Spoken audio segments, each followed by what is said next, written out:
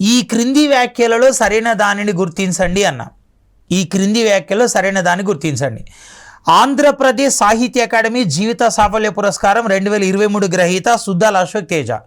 So Andhra Pradesh సాహిత్య academy వాళ్ళు life time achievement award, ఎవరైతే ఒక రంగానికి తమ జీవితకాలం సేవ చేస్తారో వాళ్ళకి ఇచ్చేదే జీవిత సాఫల్య పురస్కారం.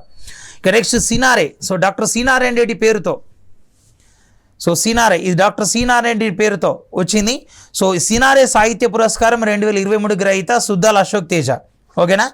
గుర్రం జాషువా సాహిత్య పురస్కారం సో 2023 గ్రహీత రేపాక రఘునందన్. ఓకేనా, రేపాక రఘునందన్. సో దీనిలో ఏది సరైనది, సరైన దానిని గుర్తించండి అన్నాం. ఓకేనా. 1, 2 సరైనది అంటే ఇక్కడ ఇది 1, 2, 3 అనుకోండి. 1, 2 సరైనది అంటున్నా. అండ్ బి 2, 3 సరైనవి అంటే ఆంధ్రప్రదేశ్ సాహిత్య అకాడమీ సుద్దాల అశోక్ తేజకు రాలేదని. సి మాత్రమే సరైనది అంటే ఓన్లీ గుర్రం జాషువా సాహిత్య పురస్కారం మాత్రమే సరైనది, మిగతా 2 తప్పు అంటున్నాం. సో డి అన్నీ సరైనవి. సో ఆన్సర్ వచ్చేసి డి అన్నీ సరైనవి. సో ఆన్సర్ వచ్చేసి ఆన్సర్ డి. సో అన్నీ సరైనవి, అన్నీ సరైన, ఆల్ ఈజ్ కరెక్ట్ ఏదైతే ఉందో ఇది సరైన ఆన్సర్.